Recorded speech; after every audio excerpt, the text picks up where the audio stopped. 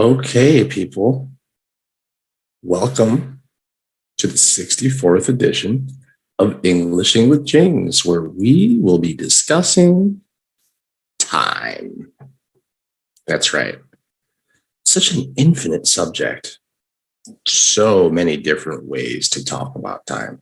Today, I think, like I said before, I think we'll focus on the history of timekeeping in general.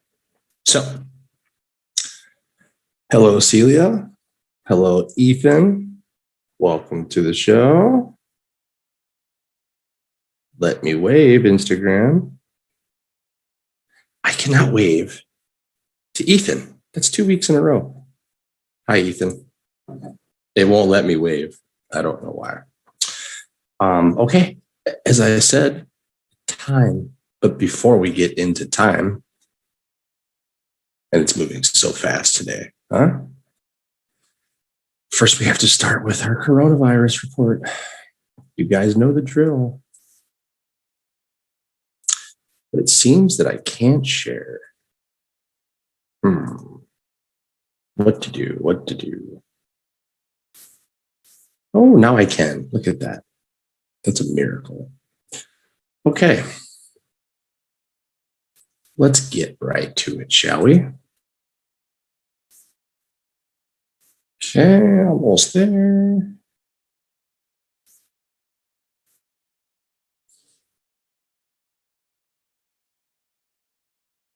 Maybe. Come on, Zoom. Okay, here we go. All right. Time for that dreaded coronavirus report. Okay. As of right now, we have 170,640,309 total cases. If anything, my students are going to know numbers really well by the time they finish all of these Englishing with James lessons. Hello, welcome to the show, 1365, Sam 34. We're speaking about time today for our subject.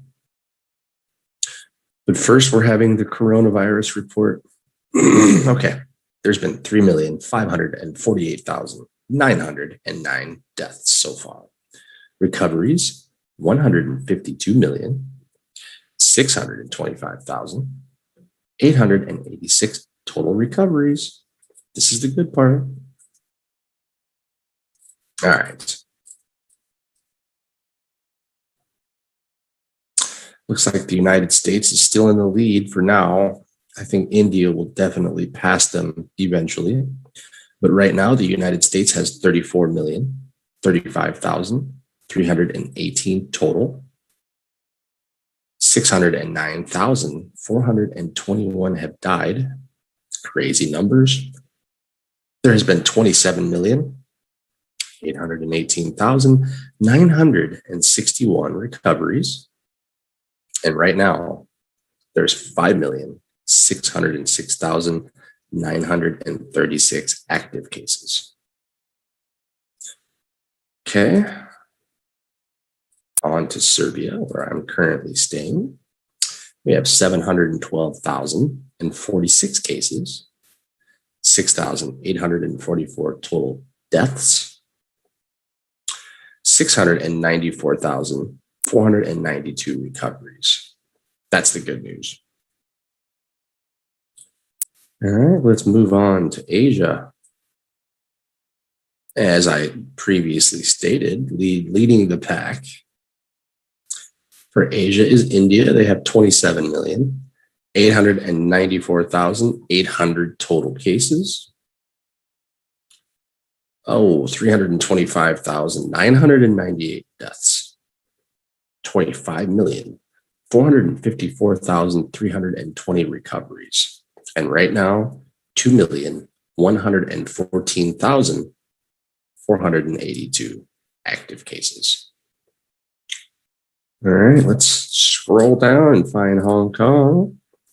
Hong Kong is currently sitting at 11,838 total cases. 210 have died. 11,565 total recoveries. and only 63 active cases. And Taiwan has moved right below Hong Kong. Wow. Okay, 8,160 total cases, 266 new today, 110 have died, 1,133 recoveries, and currently 6,917 cases. Okay, Taiwan's officially in the mix, unfortunately. But that's still not bad. It's really not. There's been an outbreak. It can be contained. No problem. All right, that's going to do it for the 64th edition of the coronavirus report. Let's check out the vaccine report.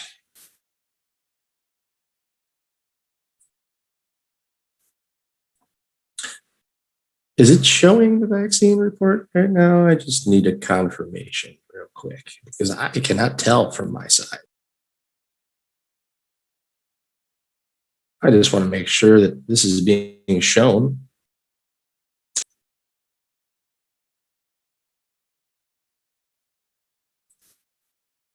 Okay, let's try this again.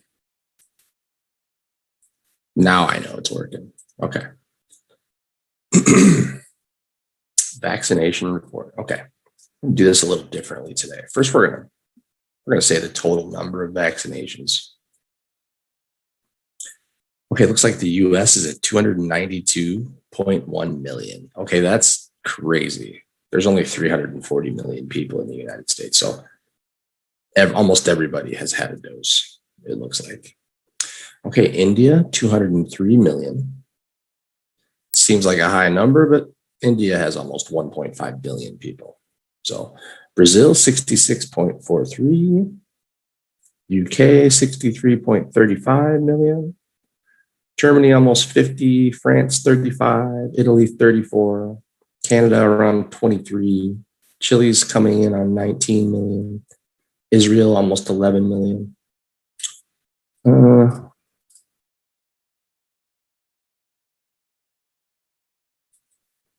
Hello, Leanne. Welcome to the show. We will be speaking about time momentarily. Right now, we're discussing vaccines, unfortunately. Okay, let's see here. Serbia has had 4.44 million vaccines. Okay, let's check out per 100 people.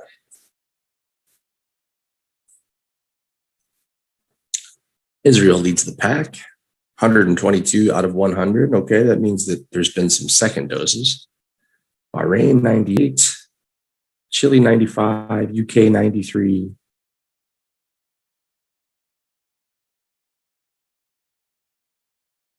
Maybe.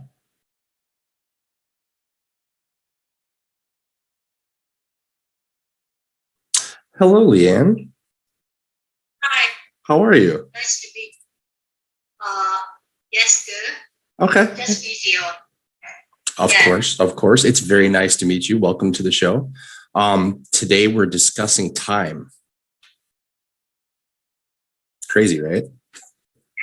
Okay. Time in general. Okay. I think we're going to gear our discussion towards the history of timekeeping, how our ancestors began to measure time. So this should be an interesting discussion, actually. But okay, welcome to the show. Is this your first time coming on? Yes, actually, I'm sure what it is because I'm just curious. Maybe just learning English. For me, I would like to listen more. Of course. So if you can share more about the I'm not sure if it's. Listen, yes. No problem. Just wanted to listen, and I'm not sure to be in the show, but okay, I like to listen. This is great. Okay, what I say this show is about listening, of course, because all of my students need to listen more. Listening is the key to understanding and learning to speak English fluent. But what I like to do is to give subject matter So people can call in and make comments about what we're speaking about and to practice your conversation, of course. I actually, we teach at Jing's Learning, we help make people fluent in English conversation. So this is just basically a chance for somebody to call in and practice or listen and enjoy the show. I don't think that my students get enough practice speaking English, to be honest. So every little bit helps, right? So I need to, for me, I need to speak English in every day. Of course. So because, yes, I work in some school. So Okay. in my school, a lot of first teachers come here. So I need to speak. Of course. With them in English, but somehow I know I will use the wrong grammar, and also my vocabulary is not quite very well. Okay. So of course. I mean, this is no problem. You just need to expand. Yeah, no problem. Let me say this, okay? From hearing you for 5 minutes, your English pronunciation is very good. Really? Yes, definitely. I'm not sure. It's definitely good. Okay, now me personally, I've been teaching English for over 2 years now, and I have spoken with over 2,000 students, I think, in my short career. And I would definitely place you in the top 15-20% for pronunciation and for sentence structure too. Your grammar, okay, albeit simple grammar, simple sentence structure is perfect so far. You have not made a mistake. Okay. So I think that you just need to continue to listen and learn more vocabulary and expand your vocabulary so you can fully express yourself in English, just as you would in Chinese, right? Yeah, sure. Of course. Sure. Of course. Listen, I welcome every one of these, students that are watching the show to come to Jing's Learning and to take some classes. It's basically just conversation class. What we do is we help correct your grammar, your sentence structure, and help you with pronunciation if you need it to. I don't think pronunciation is such an issue for you, but okay, you can expand your vocabulary and touch up your sentence structure on Jing's, of course. Yeah. Okay. I mean, I've literally had students from all over Asia who were very basic English speakers, and 6 months later, 1 year later, they're great now. So this method works. Hopefully I can. Oh, you can definitely. Sure. Listen, I think that you're halfway there now. I think that you're definitely very good. Okay, let me just say this. If you traveled to the United States, I'm from Chicago, and I met you on the street and you asked me for directions or whatever the case may be, I would understand 100% of what you say. And you make perfect sense when you speak English. So my advice for you, expand the vocabulary. Definitely. Thank you. Yeah. I mean, look, listen, I think my students, especially from China, Japan, and South Korea, have an advantage. You guys work harder than any other students that I've ever had. I've had students from 48 different countries so far. So, but the work ethic in China is amazing. So if you just continue to work and listen, you'll be perfect eventually. You will be a native speaker. There's no doubt. I think so. I think so. You're doing very well. Continue the good work, and listen, there's no limit. Just keep going until you feel that you're perfect. And that's when you know, and then you just have to maintain what you know once you reach your goal. That's it. So I'm just curious. So now actually, I see you in the street. Yeah. How about the other person also can see us too? Actually, only on Instagram. Okay, our show is a Zoom show. So if you, yeah, only on Instagram. Listen, this is good. No, get out of here. Don't be scared. Okay, you know what? Most of my students are really shy. There's no need for this. I'll look. I can tell you this. If most of my students heard you speaking right now, they would say, "Oh, she's good." Trust me, you're doing great. So just like I said, don't listen to as much English as you possibly the key. That's the key. It really is. I am also living in a different country. I'm not living in my home city of Chicago. I'm living in Serbia right now. So I'm also learning a new language. So I know how difficult it can be. And it's frustrating sometimes, but you know what? I keep pushing forward and I don't give up. And I listen to as much Serbian as I can. And I can tell you when I first moved here 2 years ago, I maybe understood 25 or 30% when people spoke Serbian. But these days, I understand more like 50 or 60. It's starting to make sense. And that's only from listening to it. It's all about repetition. So continue to listen. And I know you don't get very many opportunities in China. So take advantage of situations like this. Call in and have a conversation, of course. This is free. This is free practice. It's the best practice, right? But okay. How to start? I mean, I just stay here to listening to you to speak or to sharing something, and then I mean, look, you can share your comments here, okay? Or you can actually come to the show on Zoom and come into the show, and we can have conversations on the show, or you can leave your comments on the show too. It's just basically we're simulcasting on 3 different formats right now: YouTube, Facebook, and Instagram, and we have the Zoom show too. So, but the main show is on Zoom right now. You can probably see, maybe. I don't know. It's kind of tricky. There we go. And we format the show the same way we start off by talking about the stupid coronavirus, of course. And then we do some astrological signs, which is pretty cool.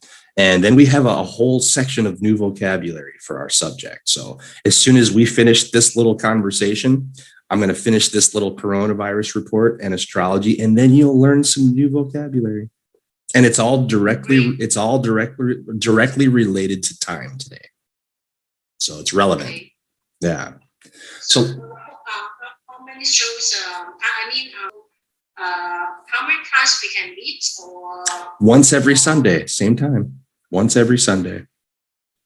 Sunday. Yep. Okay. Sunday. And this is okay. My time, we start at 10 a.m. I believe Hong Kong time, that would be 4 p.m. 4 p.m. Yes. Yeah. So 4 p.m. until 5:15 p.m. I'm here for you guys. Okay. Well, listen, I'm going to get back to the show. If you want, you can come on the Zoom show too. We leave the numbers. Don't be scared. Listen, but anytime you want, you can come on here and we can have a little conversation too. But watch the show every Sunday. It's free practice. Why not? Yes, I will. Okay. Well, listen, thank you very much for coming in, and you're welcome anytime you want. Okay. Yes, thank you so much. No problem. Listen, keep practicing. You're doing great. Yes, thank you so much. Of course. Yes. All right. Bye-bye. Okay.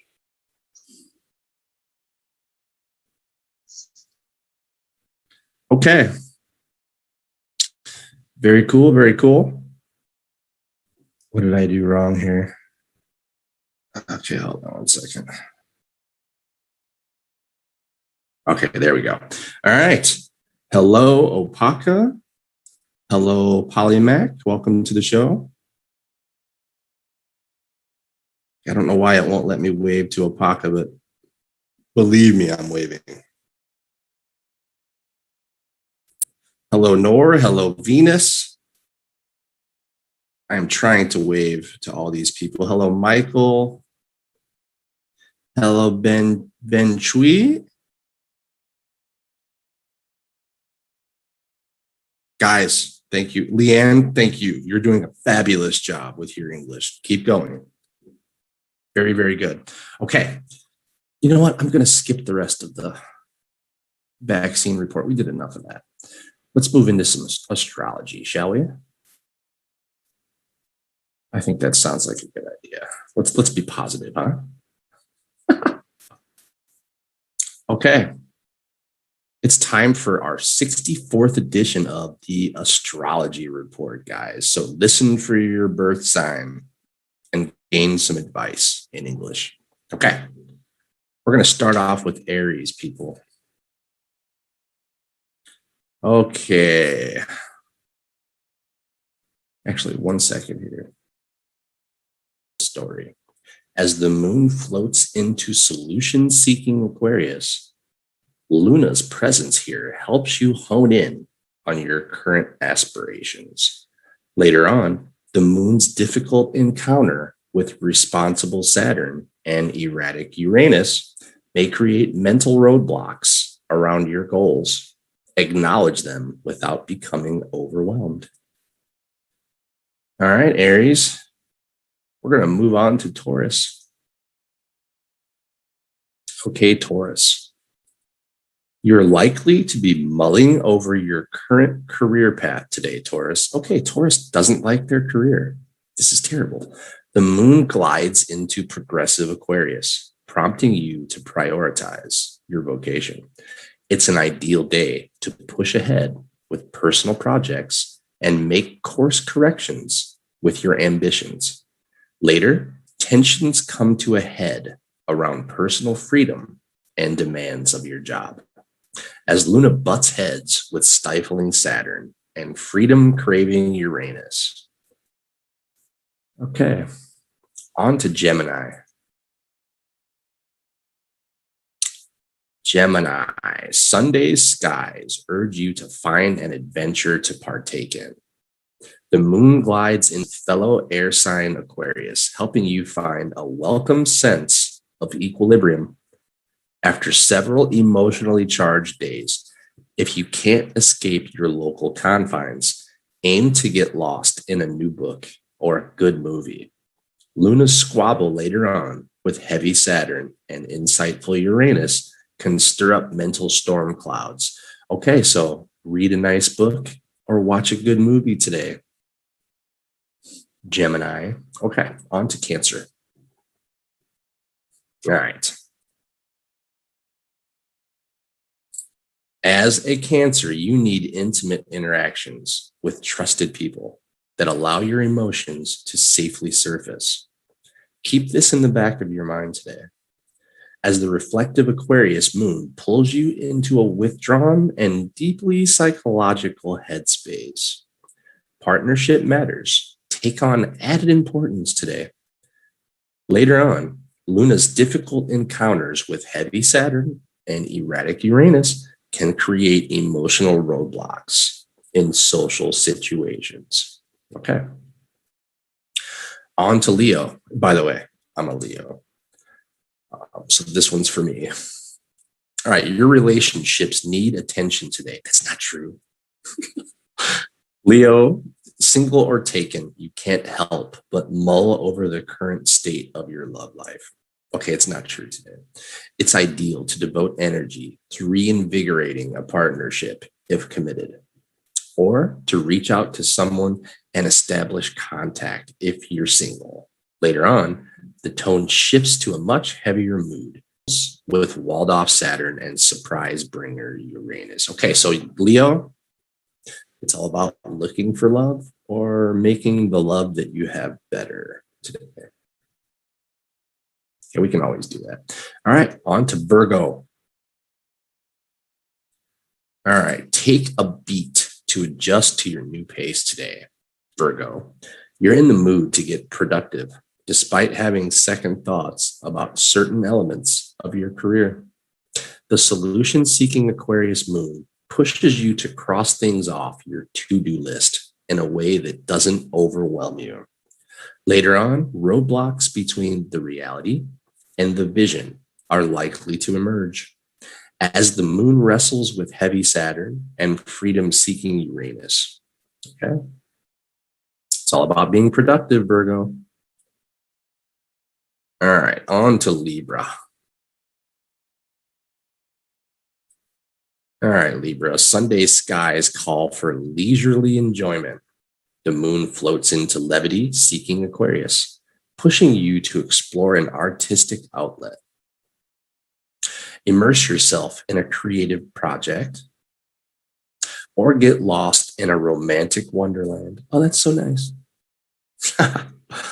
It's an ideal day for a brunch date as you're on your game when it comes to wooing.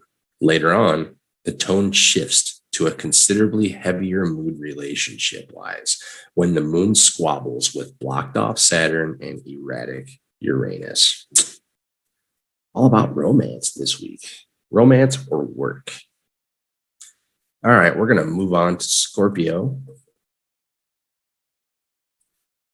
You need a break, Scorpio. Hide your phone and hone in on the people in your immediate environment that uplift and inspire you. The moon's presence in reflective Aquarius points your focus on projects around the home front, while highlighting your need for rest and a slowed down pace. Later, the moon's difficult encounter with walled off Saturn and rebellious Uranus can highlight tensions between partnership and family matters. Very complicated for Scorpio this week. Sorry, Scorpio. Moving on to Sagittarius. All right. Don't keep your thoughts to yourself today, Sagittarius. There are things you need to get off your chest in a big way. The moon slides through expressive Aquarius, helping you hone in on facing important conversations. It's an ideal day to catch up on emails or any missed texts that slipped through the cracks. Later, the moon's harsh encounter with Saturn and Uranus prompts mental storm clouds around work matters. Okay. On to Capricorn. All right, Capricorn, what skills are you not bringing to the table in your everyday life? The universe is pushing you to get reacquainted with these underutilized to the table as the moon floats through solution-seeking Aquarius. That aside, it's easy to get productive and hone in on your personal agenda today. Later on, issues around self-confidence and self-expression are likely to emerge as the moon wrestles with limiting Saturn and rebellious Uranus. All right. All the way down to Aquarius, peeps. Almost done. When's the last time you fully pampered yourself, Aquarius? Really treated yourself nicely. This is pampered, by the way. Take steps to nurture and treat yourself today as the nourishing moon slides into your sign. Luna's presence here calls attention to where your needs have gone unmet and unexpressed. Do what you can to deepen your connection with your body and appearance today. Later, the moon squabble with heavy Saturn and surprise bringer Uranus can highlight tension between individual and family needs. Okay. And last but not least, Pisces. All right, Pisces, Sunday skies call you inward and away from is being recorded. You'll need it eventually. All right, guys, that's going to do it for the astrology report on the 64th edition of Englishing with James. And that brings us to vocabulary time. That's right. Okay, as you all know, today's subject is timekeeping. So our words, our vocabulary are all related to time. This is what we do every week. Uh-oh, I've been disconnected here. Give me 1 second.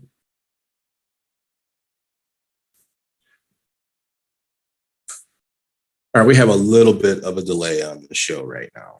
No problem. But we're still live on Instagram. Coffee time. Who likes coffee? This guy. Oh, I have to have coffee. Sometimes 3 times a day. Oh, it's the best part of the show, the vocabulary, and we, I think, are almost ready. Okay.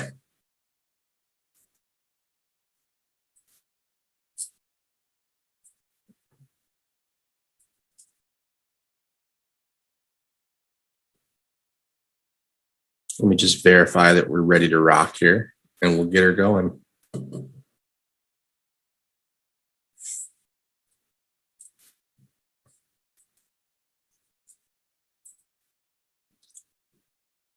You know, come to think of it, I'm going to start writing the vocabulary here on Instagram too, so you guys can have that.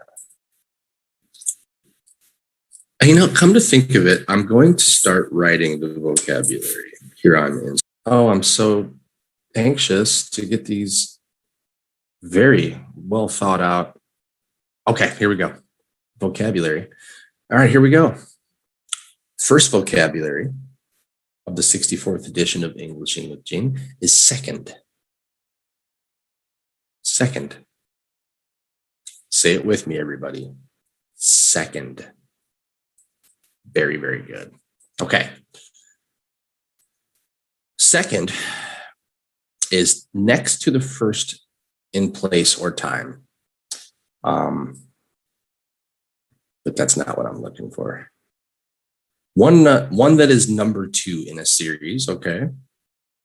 The musical interval embracing 2 diatonic degrees, that's not what I'm looking for.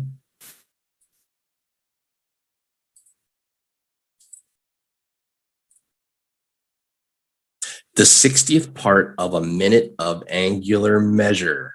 There we go. 1 minute. Okay. That brings us to our second vocabulary of the week, minute. Minute. Say it with me, everybody. Minute. Okay. Acceptable. All right. Minute means the 60th part of an hour of time. First, we had the 60th part of a minute. Now we have the 60th part of an hour of time. Okay. Very good, guys. Very good. All right. Third, boy, she's way ahead of me. Third vocabulary of the day, the week, is hour. Hour. Say it with me, everybody. Hour. The H is silent. Hour. All right, very good. I do have some students that say hour. No, hour. Just like our class together. Hour of time. Okay. The 24th part of a day, 60 minutes. That is hour. All right. Moving right along. And by the way, I skipped day for some reason in this vocabulary. So that would be in sequence the next word, day, 24 hours. Okay. But we're going to go to week. Week. Say it with me, everybody. Week. Okay. Very good. Very good. All right. So week is any of a series of 7-day cycles used in various calendars. 7 days, 1 week. All right. Perfect. On our list, month. Month. Say it loud, say it proud. Month. Very good, guys. Very good. Okay. Month is a measure of time corresponding nearly to the period of the moon's revolution and amounting to approximately 4 weeks or 30 days or 1/12 of a year. That is month. Okay, moving along to number 6, year. Year. Say it with me. Year. Okay, that one was easy. All right, so year is a period about 365 and 1/4 solar days required for one revolution of the Earth around the sun. This is year. The time required for the apparent sun to return to an arbitrary fixed or moving reference point in the sky. 1 year. Okay. Very good. Now we move on to decade.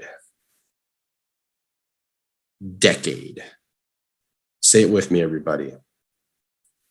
Decade. Okay. Very, very good. Decade is a group or set of 10 or a period of 10 years. 10 years, people, 1 decade. All right. Moving right along. Number 8, century. Century. Say it with me, everybody. Century. Perfect. All right.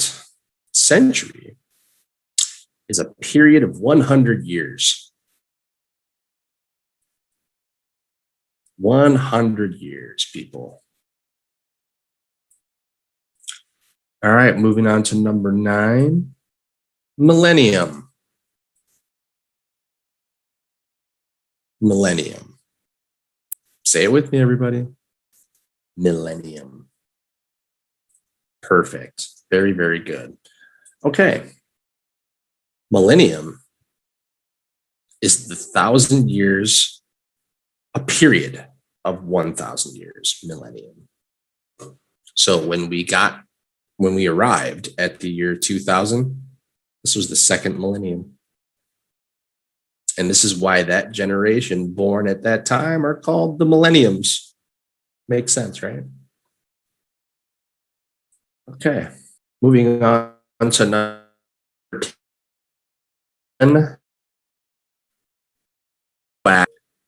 Retroactive.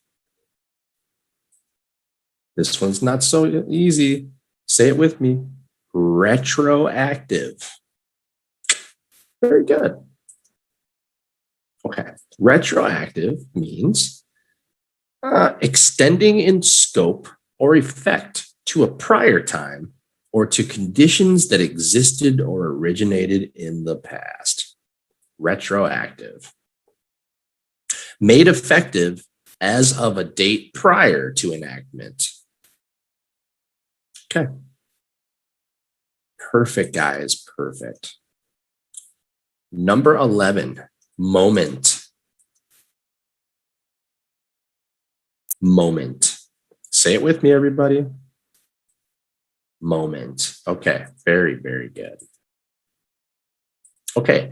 Moment is a comparatively brief period of time in the present, by the way. A brief portion or point of time, moment. Okay, on to number 12, occasion. Occasion.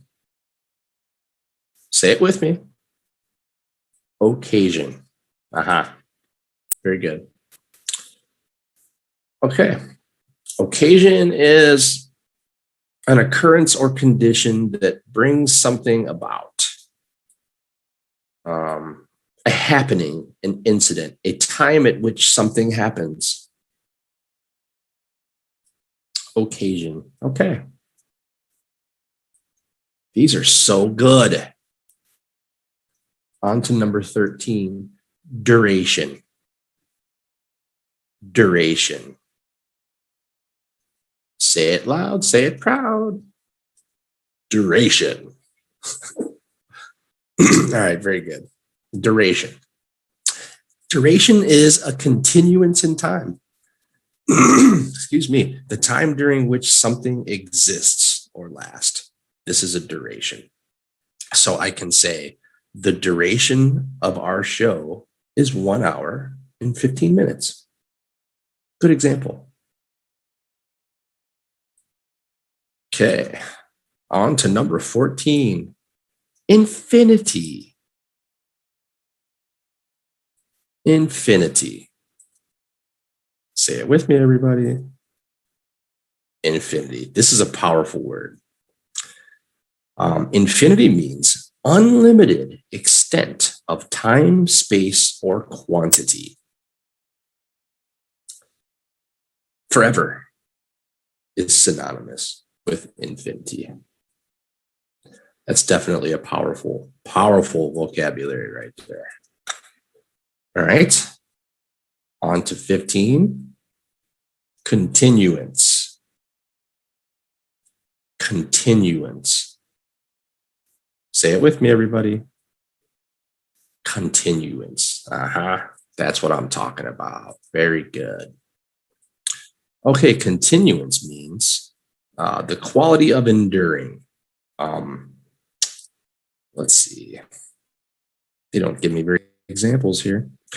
Okay, we'll use some synonyms for continuance. Duration, run, standing, time. Okay, continuance basically means to move something to a future time, to continue it, continuance. All right, guys, and last but not least, number 16 and the final word of the 64th edition of Englishing with Jing is generation.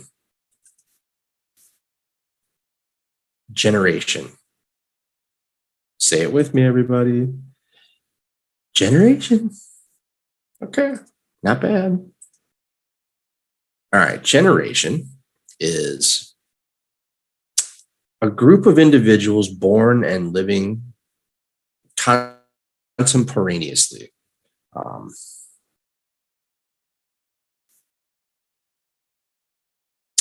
That's not what I was looking for. Okay, the average span of time between the birth of parents and that of their offspring. That's what I was looking for.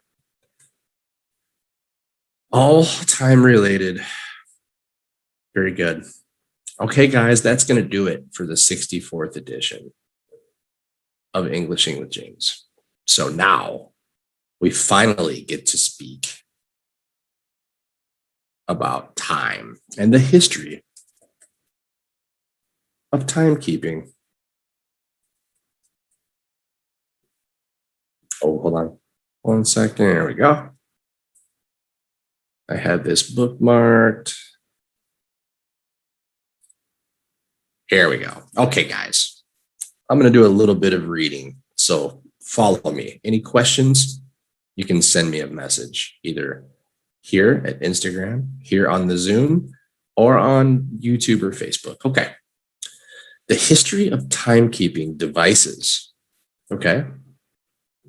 This dates back to when ancient civilizations observed the sun and the moon as they moved across the sky. This is the only way, right?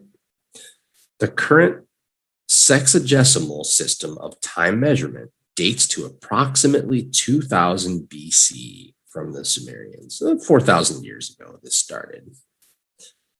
The ancient Egyptians divided the day into two 12-hour periods. Thanks, Egypt. And used obelisks to track the sun. I'm not familiar with some of this stuff, just so you know. They developed water clocks, later employed by the Chinese, the Persians, and the Greeks. I do know about water clocks. Other ancient timekeeping devices include the candle clock, the time stick, and the hourglass. By the way, I love hourglasses.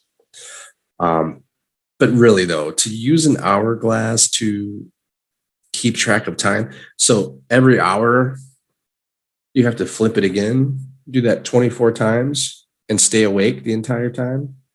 Not a very effective or efficient way to keep the time. The escapement mechanism is known to have been used in ancient Greece. The Chinese used a mercury-powered escapement mechanism in their 10th century clocks. And medieval Islamic inventions included clocks driven by gears and weights. Mechanical clocks that used the verge escapement mechanism with a Foliot timekeeper were invented in Europe around the start of the 14th century. Portable clocks were first built after the invention of the mainspring in the early 15th century. The first pocket watches appeared during the 17th century, their accuracy improving after the balance spring was added to the balance wheel.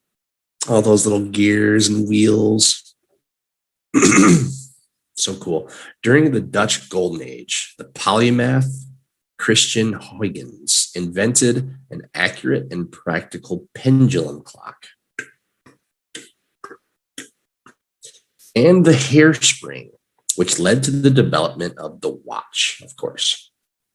His inventions increased the accuracy of timekeeping dramatically and became widely used.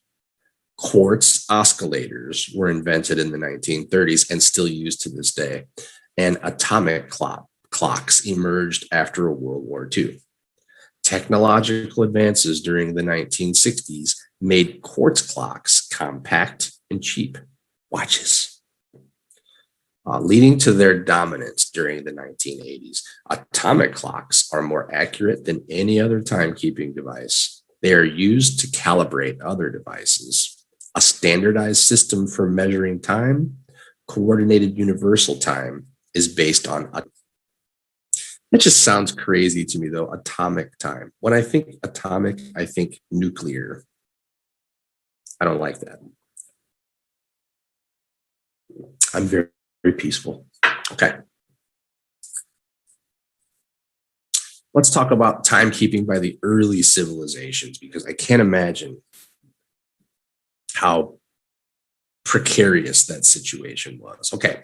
Ancient civilizations observed astronomical, by the way, that's what we were reading earlier, bodies, often the sun and moon, to determine time. Stonehenge, located in Great Britain, is likely to have been an astronomical observatory used to seasonal and annual events such as equinoxes or solstices.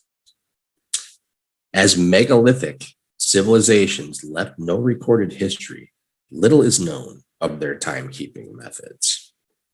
Mesoamericans modified their usual vigesimal counting system when dealing with calendars to produce a 360-day year, not 365, 360. The Aboriginal Australians understood the motion of objects in their well and used their knowledge to construct calendars to had seasons that were well defined and determined by natural changes throughout the year, including celestial events. The phases of the moon were used to mark shorter periods of time. Let's see, the Uraldi of South Australia were one of the few people recorded as having a way to measure time during the day, which was divided into 7 parts using the position of the sun. Okay, let's talk about ancient Egypt. Ancient Egypt. So many things started in ancient Egypt. They were so inventive, so ahead of their time, right? All right. Ancient Egypt. The first devices used for measuring the parts of a day were shadow clocks. I know the shadow clock, which later developed into the sundial, of course. Ancient Egyptian obelisks constructed 3500 BC, 3500 BC, that's a long time ago, 5,500 years ago, were among the earliest shadow clocks. Can you imagine that? They were measuring time 5, 6, 7,000 years ago, probably. I never would have guessed that. I would have thought they just knew sunlight, nighttime. That's it. No, they were measuring. Whew. Okay, the oldest of all known sundials dates back to 1500 BC and was discovered in the Valley of the Kings in 2013. Ancient dials were notice-based with straight hour lines that indicated unequal hours, also called temporary hours. That varied with the seasons. Every day was divided into 12 equal segments, regardless of the time of year. Thus, hours were shorter in winter and longer in summer. Each part was further divided into more precise parts. One type of shadow clock consisted of a long stem with 5 variable marks and an elevated crossbar, which cast a shadow over those marks.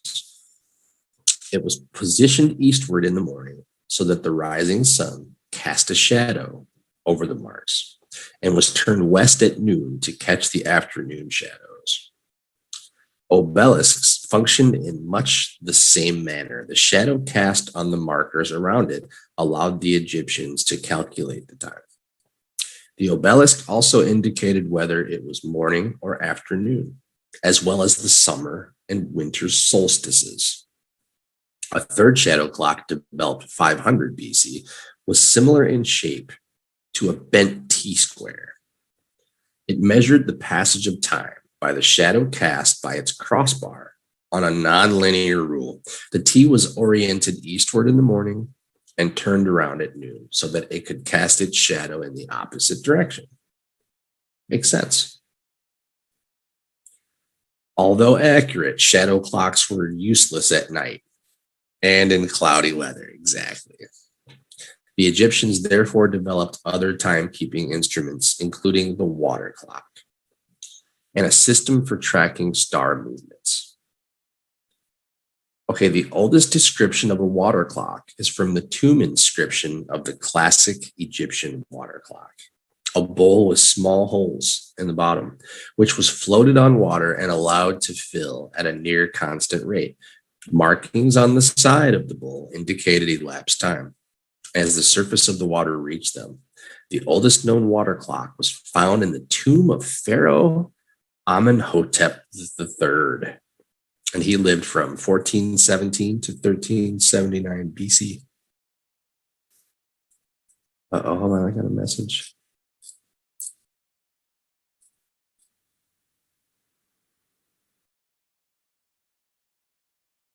Aha, by the way, guys, Facebook Live has instant auto subtitles.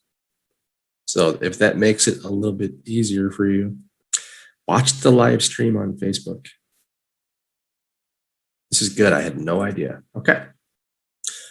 Another Egyptian method of determining the time during the night was using a type of plumb line called a merkit. I think I said that right. In use since at least 600 BC. 2 merkits were aligned with Polaris, the North Pole star, to create a north-south meridian. This time, the time was determined by observing particular stars as they crossed the meridian. All right, let's go to ancient Greece and Rome and see how they kept track of time, huh? All right, the Babylonian writer Berossos, 3rd century BC, is credited by the Greeks with the invention of a hemispherical sundial hollowed out of stone, which was designed so the path of the shadow was divided into 12 parts as a way to mark the time. I'd like to see these old clocks in action. I'll bet it's cool. Greek sundials evolved to become highly sophisticated. Ptolemy's analemma, written in the 2nd century AD, used an early form of trigonometry to derive the position of the sun from data such as the hour of day and the geographical latitude. The Romans borrowed the idea of the sundial from the Greeks. Okay, cool. Ancient and medieval Persia. Let's talk about Persia a little bit, see how they did it. The use of water clocks by the Persians dates to 500 BC, the time of the Achaemenid Empire. According to the Greek historian Callisthenes, farmers used a water clock called a fenjan in 328 BC to ensure a just and exact distribution of water from qanats for irrigation. A bowl with a small hole floated in a large pot of water. As soon as the bowl had sunk, the manager emptied it and put it on the top of water again. Stones were used to record the number of times the bowl sank. More than one manager, usually a wise elder, was needed to be in charge of continuously keeping the time of the fenjan. Interesting. The place where the clock was situated, also called a khana fenjan, would usually be the top floor of a building, with west and east facing windows to allow the times of sunset and sunrise to be viewed. The fenjan was also used to determine the days of pre-Islamic religions, such as the Nowruz, Chela, or Yalda, the shortest, longest, and equal length days and nights over the years. Water clocks were at the time of one of the most practical ancient tools for timing the calendar. Cool. All right, Chinese water clocks. I wanted to get to this one. Finally, my students, this one's about your country, your culture. Okay. Chinese water clocks. British historian of Chinese science, Joseph Needham, speculated that the introduction of the outflow clepsydra to China, perhaps from Mesopotamia, occurred as far back as the second millennium BC, during the Shang dynasty, and at the latest by the first millennium BC, by the beginning of the Han dynasty. In 202 BC, the outflow clepsydra was gradually replaced by the inflow clepsydra, which featured an indicator rod on a float.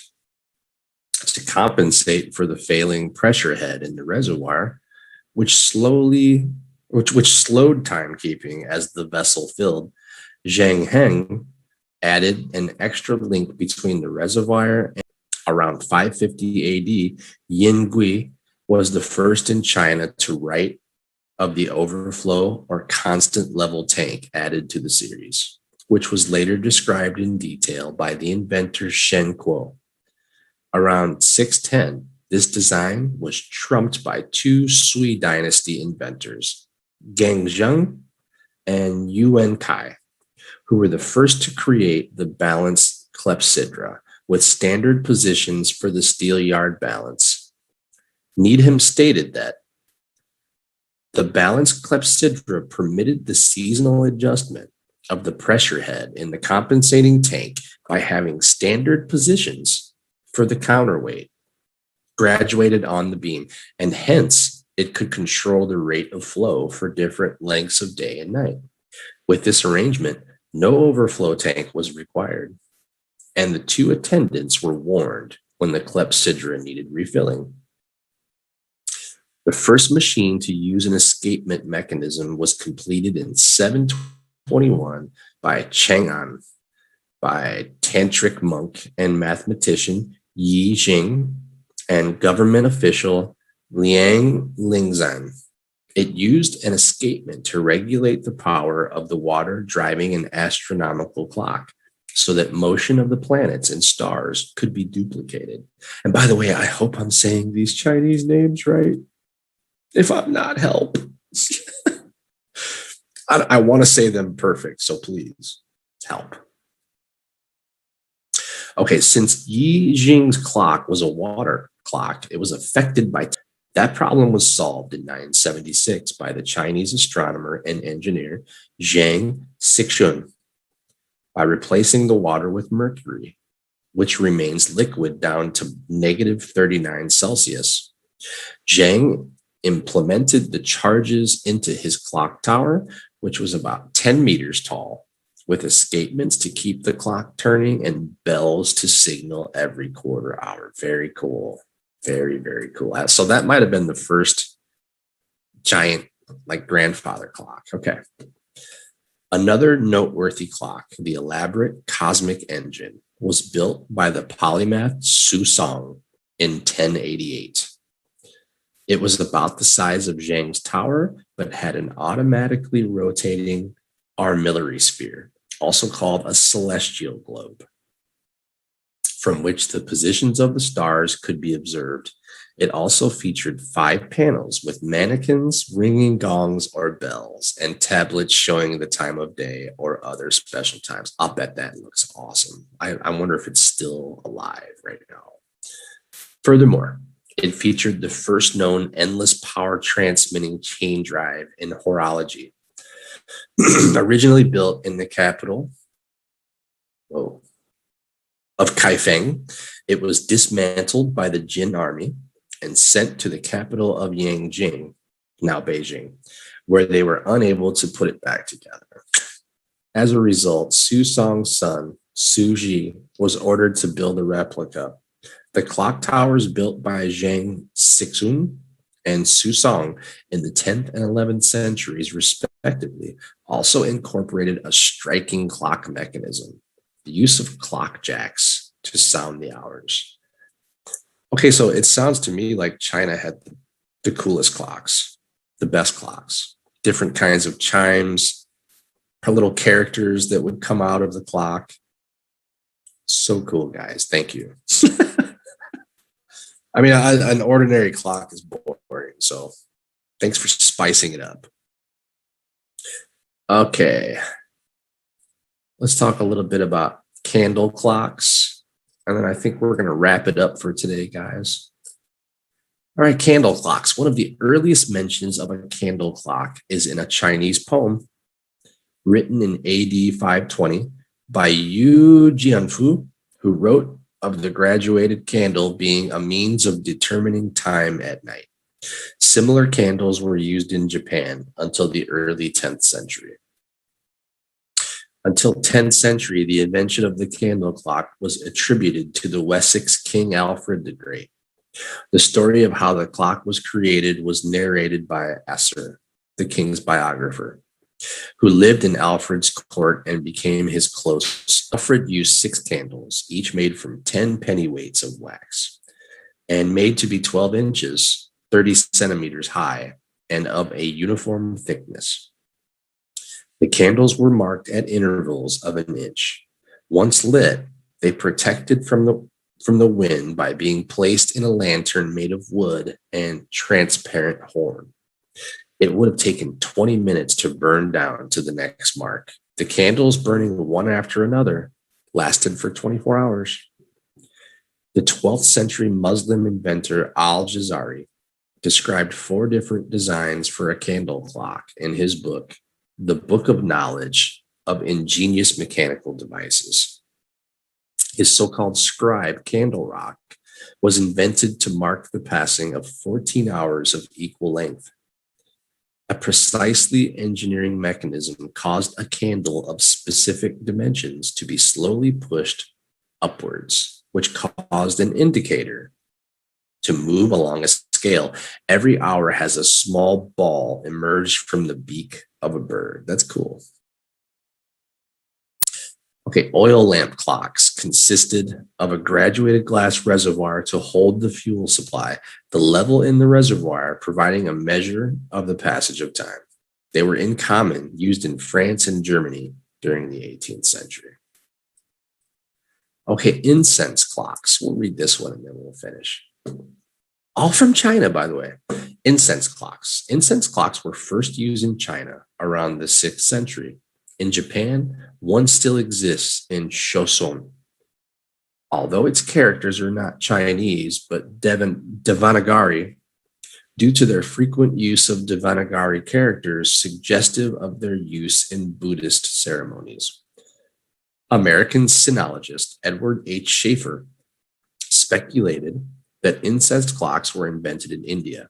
As they burn evenly and without a flame, they are accurate and safe for indoor use.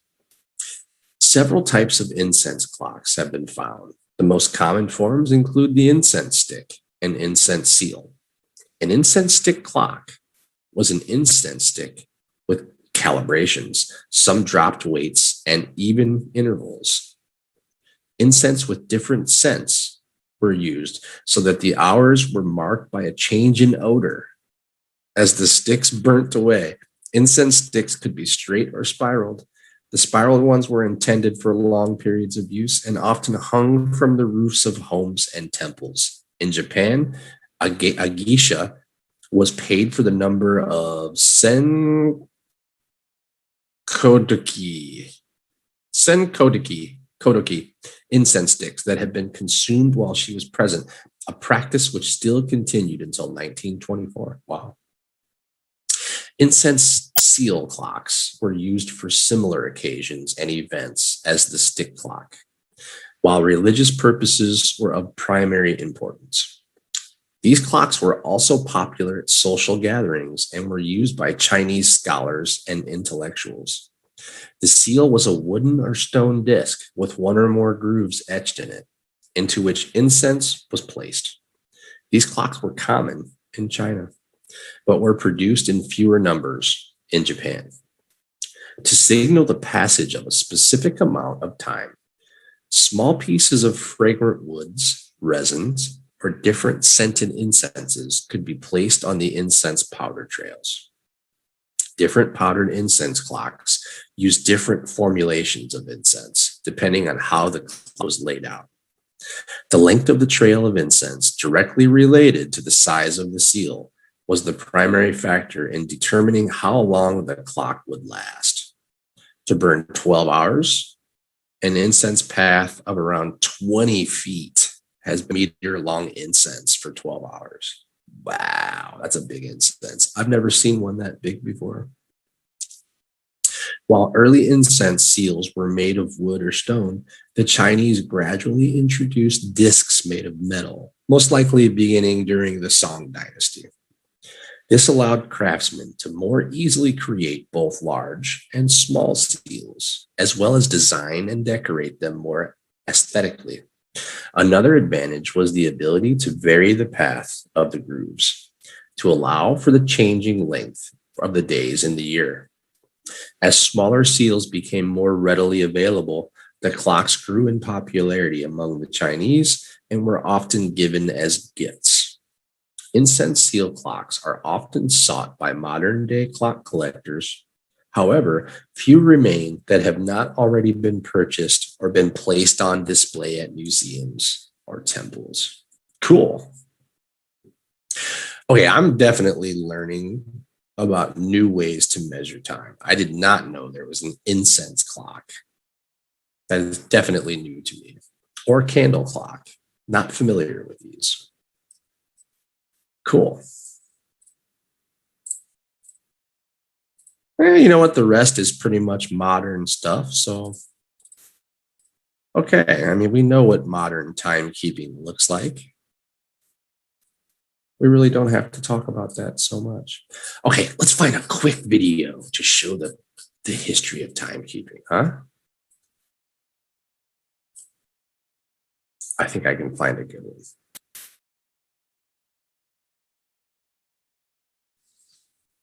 Oh, it can't be that long.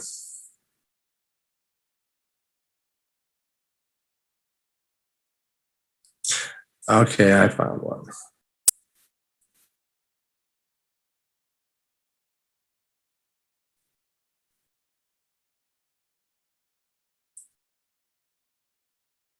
Okay, let me send this to the team. And we'll finish off with this.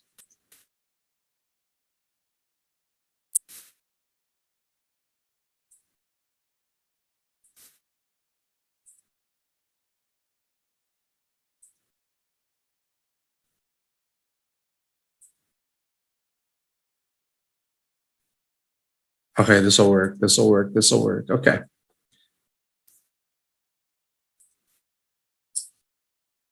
Okay, let's play this one to finish the day. I want people to actually see this too.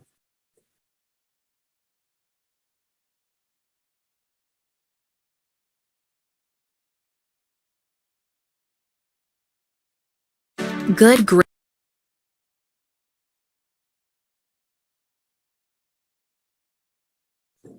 I don't know if I can show you guys or not. I don't know if it'll work.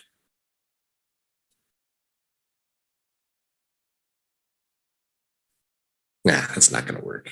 It's so hard to connect you guys to the show. You have to be in the show to see it.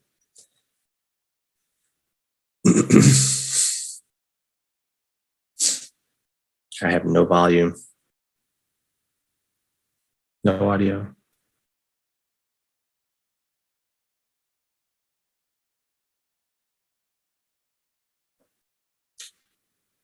Unmute.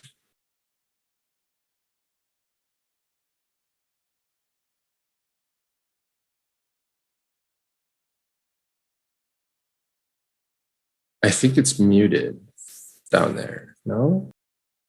Ah, I hear something. Mechanical watches, which I think is personally a boring topic. And instead, I want to